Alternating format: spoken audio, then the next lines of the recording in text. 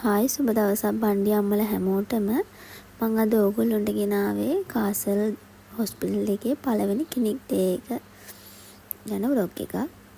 ඉතින් මම හිතනවා බණ්ඩි අම්මලා වෙන්න ඉන්න හැමෝටම සහ දැනටමත් බණ්ඩි අම්මලා වෙලා ඉන්න අයට මේ වීඩියෝ එක වැදගත් වෙයි කියලා. ඉතින් මේක තමයි මගේ පළවෙනි YouTube වීඩියෝ එක. ඕගොල්ලෝව සාදරයෙන් පිළිගන්නවා මගේ YouTube channel එකට. ඉතින් අපි තුන්දෙනා ලේස්තිලා යනකොට ටිකක් පරක් වුණා. ටිකක් කිව්වේ අපි ගෙදරින් යනකොටත් 7:00 විතර වෙලා. ඕගොල්ලොන්ට පළවෙනියටම කියන්න තියෙන දේ තමයි පරක්කු වෙලා යන්න එපා. පුළුවන් තරම් එතනට වෙලාසන යන්න 6:30 වගේ යනවනම් ගොඩක්ම හොඳයි. මොකද මුල් අංග ගත්තාම ඕගොල්ලන්ට ඉක්මනින් එතන තියෙන වැඩ ටික කරගෙන ගෙදර එන්න පුළුවන්. ඉතින් හොඳටම පරක්කු වෙලා යන්න සිද්ධ වුණේ අපේ චූටි ආයාන්ට කෑම එක ලේස්ති කරගන්න ඕනේ, යාව ලේස්ති කරගන්න ඕනේ. ඉතින් ඒ දේවල් හින්දා තමයි පරක්කුනේ. ඔන්න අපි තුන්දෙනා චූටි කයියකුත් දාගෙන යනවා පාරට. උතෙන්ට වෙලා හිටියා. ඉතින් බස් එකේ එනකන් අපි පාරේ බස් එකේ තමයි ගියා. අපි යන්න ඕන 2ට ඉඳලා කැලණියට. ඒ පාර තමයි අපිට ලේසිම පාර අපිට යන්න කාසල් හොස්පිටල් එකට. ඊට පස්සේ ඉතින් ඔන්න බස් එක ආවා. අපි බස් එකේ නැගලා යනවා. ඒ යන අතරතුරදී ඉතින් අපේ චූටි අයන් එක දේවල් ඒ කියන්නේ අදඟ වැඩ එහෙම කරේ නෑ. අර එක දේවල් එයාට පෙන්නන්න කියලා කියනවා. ඊට පස්සේ ඔන්න අපි කැලණියේ ස්ටෑන්ඩ් එකට ඇවිල්ලා එහෙන් කොහොල බස් එකේ නැගලා අපි ගියා. හොඳටම ට්‍රැෆික් එක හින්දා තවත් අපිට පරක්කු වුණා. ඊට අපි ඔන්න බොරැල්ලෙන් බැහැලා එතන ඉඳලා අපි ත්‍රිවිල් එකක් අරගෙන තමයි කාසල් හොස්පිටල් එකට ගියේ. මට හොස්පිටල් එකට ගිහින් නම් වැඩි වීඩියෝ ක්ලිප්ස් ගන්න ඕනේ නැහැ. මොකද මගේ පළවෙනි දවසේ හින්දා මම දන්නේ නැහැ කොහොමද එතන වැඩ පිළිවෙල වෙන්නේ කියලා. එතනට ගියාට පස්සේ හැබැයි හරිම ලෙහෙසි ඉන්න කාර්ය මණ්ඩලයත් එක්ක ඒගොල්ලන්ගෙන් අහුවාම ඕන දෙයක් හරිම කාරුණිකව අපිට කියලා දෙනවා.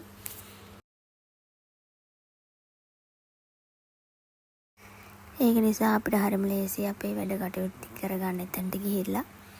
ඉතින් ඕගොල්ලන්ට යනකොට මම කියනවා අනිවාර්යයෙන්ම ඕගොල්ලෝ යනකොට අරන් යන්න ඕන පොඩි එක්සර්සයිස් බුක් එකක්. සහ යූරින් සාම්පල් එක චෙක් කරන්න පොඩි බොටල් එකක් අරන් යන්න ඕනේ. පිරිසිදු බොටල් එකක්.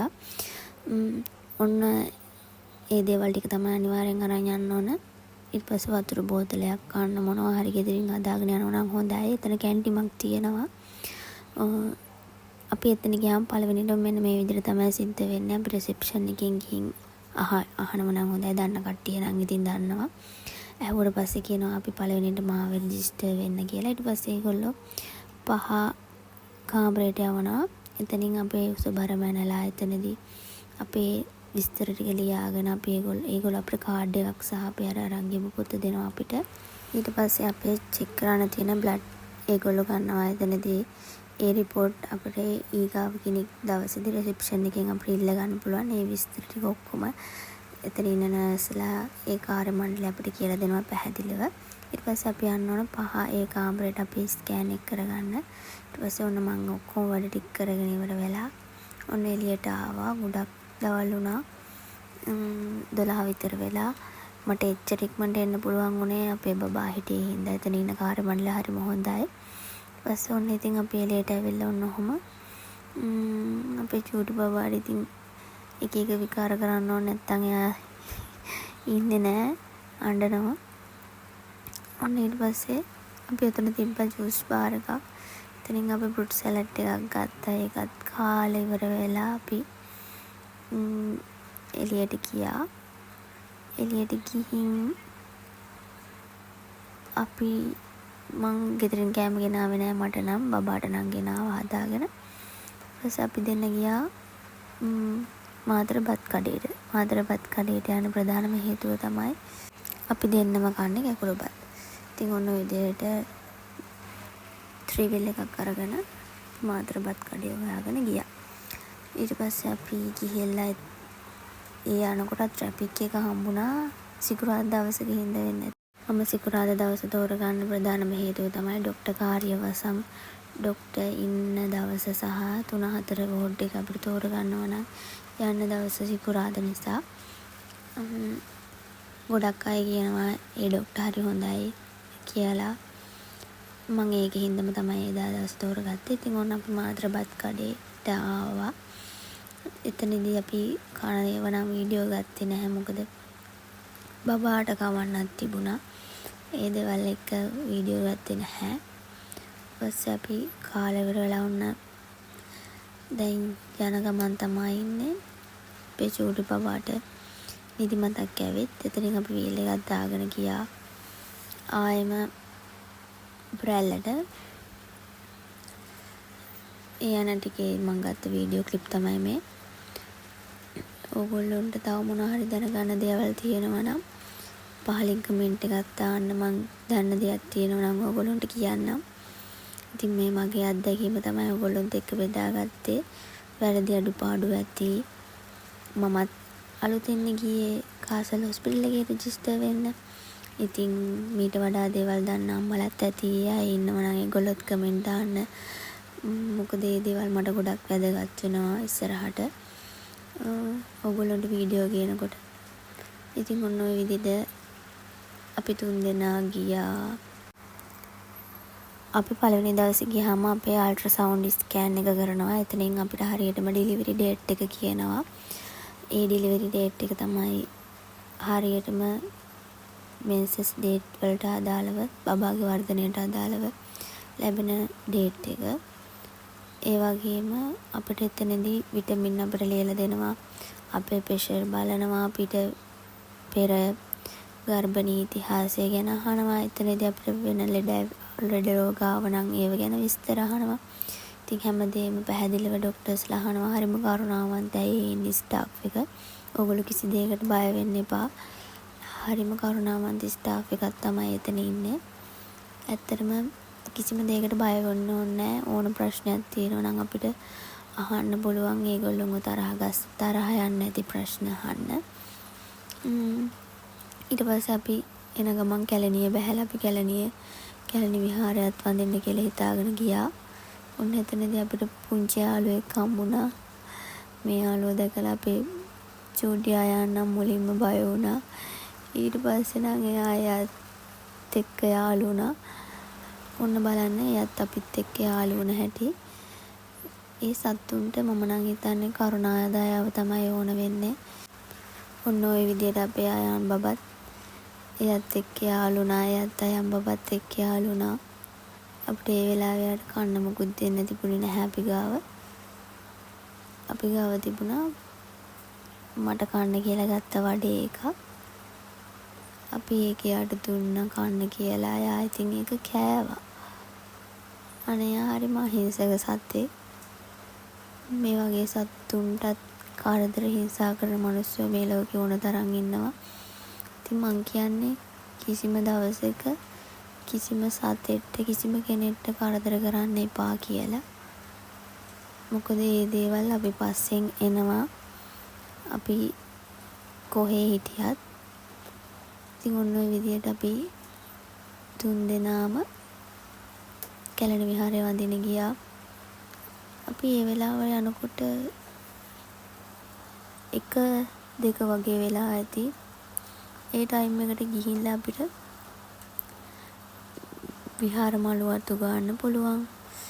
ඉතින් ඒකේ හින්දා තමයි අපි ඒ ටයිම් එකට වැඩිපුරම යන්න කියලා මේව කරගත්තේ. අනිත් හේතුව තමයි අපි එතනින් බැස්ස නිසා ඒ ටයිම් එකේදී. උන් ඉතින් අපි චූටි අයන් මහවත් අල්ලගෙන එයා හරි බයයි එක සද්ද වලට.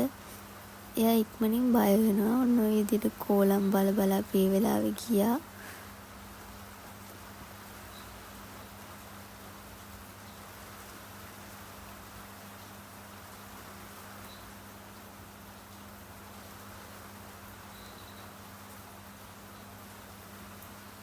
ඔන්න ඒ වෙලාවේදී මම පරිවි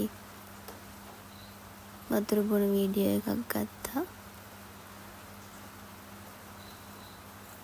එයාලටත් දවල් හින්දා හරිම රස්නේ ඇති. ඒ වගේම ඉතින් කොහොමත් සත්තුන්ට වතුර කියන දේ අවශ්‍යයිනේ. ඔන්න අපිට පූස් යාළුවෙක් හම්බුණා ඒ වෙලාවේදී. පූස් යාළුවෝ 3 දෙනෙක්. අපි මෙතනින් මල් පහන් අරගෙන කැලණි විහාරේ වන්දින තමයි අපි යන්න හදන්නේ. ඔන්න එතනදී ඉතින් අපේ චූටි අයාන්ට මලක් ඒ අයියා නිකන් දුන්නා. ඒක නම් මම වීඩියෝ එකට ගත්තේ නැහැ. අපි නිල් මල් ගත්තා, පහන් ගත්තා, තෙල් ගත්තා, හඳුන්කුරු ගත්තා. මං හිතනවා ප්‍රෙග්නන්සි කාලේදී තමන්ගේ ආගම අදහන එක තමන්ට වගේම කුසේ ඉන්න බබාටත් ඒක හොඳයි කියලා. මොකද අපේ කායික වෙන්න මානසික සතුටත් ඒ පීරියඩ් එකේදී වැදගත් වෙනවා. ඔන්න ඔය විදිහට අපි කැලණි විහාරයට ගියා. ගිහින් අපි මුලින්ම කරේ මල් පහන් පූජා කරපු එක. මොකද මල් පහන් තියාගෙන අපිට මලු වතු ගන්න බැරි හින්දා මුලින්ම කරේ මල් පහන් පූජා කරපු එක. ඔන්න ඔය අතරදී ඉතින් හස්බන්ඩ් වීඩියෝ ක්ලිප් ටිකක් අරගෙන තිබ්බා කැලණි විහාරේ. එතනට ගියාම ඇත්තටම හිත ගොඩක් නිදහස් වෙනවා. ඒ කියන්නේ හිතේ තියෙන ප්‍රශ්න, දුක, ඒ දේවල් ඒ මොහොතකට හරි අමතක වෙලා ඒ එතන තියෙන වයිබ් එකට නිකන් අපි වෙනම ලෝකෙකට අරන් යනවා වගේ. ඉතින් ඕගොල්ලොත් ගිහින් ඇති, වැඳලා ඇති. ඕගොල්ලොන්ට ඒ අත්දැකීම් ලැබිලා තියෙනවද කියලා මට පහලින් කමෙන්ට් එකක් දාගෙන යන්න. ඔන්න ඔය විදියට එදා වැඩි සෙනග හිටියේ නැහැ. මොකද අපි කියපු ටයිම් එකත් එක්ක වෙන්න ඇති. ඒ වෙනකොටත් දෙන්න 3 දෙනෙක්ම මලු අතු ගන්න පටන් අරගෙන තිබුණේ. ඉතින් අපිත් අතු ගන්න ඕන හින්දා ඉක්මනට මල් පහන් ටික පූජා කරා. පූජා කරලා ගාතනම් කිව්වේ නැහැ. මොකද මලු අතු ගාලා අපි අතපය සෝදගෙන එපයි ගාත කියන්න. වැඩිපුරම වීඩියෝ ක්ලිප් ටිකක් ගන්න පුළුවන් වුණේ කැලණි විහාරේ. මොකද කාසර් හොස්පිටල් එකට ගියාම එතන ඉන්න සෙනගයි එතන තියෙන වැඩපිළිවෙල ටිකයි එක්ක මට වීඩියෝ ක්ලිප් ටික ගන්න බැරි වුණා. ඉස්සරහ ක්ලිනික් ඩේ වලදී මම ඕගොල්ලන්ට වීඩියෝ අරන් එන්නම්. ඒ වෙලදී ඔන්න ওই විදියට තමයි කැලණි විහාරේ අපි හිටියා. පැය එකමාරක් දෙකක් විතර අපි කැලණි විහාරේ හිටියා. අපිට එතනදී බෝධි පූජා පොත් විකුණන කෙනෙක් හම්බුණා. අපි එයාගෙන් බෝධි පූජා පොතක් ගත්තා. ඊට පස්සේ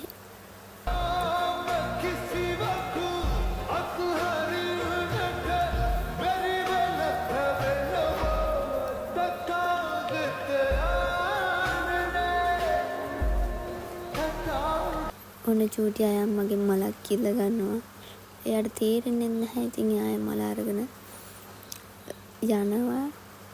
කොහෙද පූජා කරන්න ඕන ඒව තේරෙන්නේ නැහැ එයාට. හැබැයි එයා දන්නවා සාදු කියන්න ඕන කියන එක. එයා බුදු පිළිමයක් දැක්කොත් එහෙම බුදු පින්තූරයක් දැක්කොත් කොහේ හිටියත් සාදු නම් කියනවා.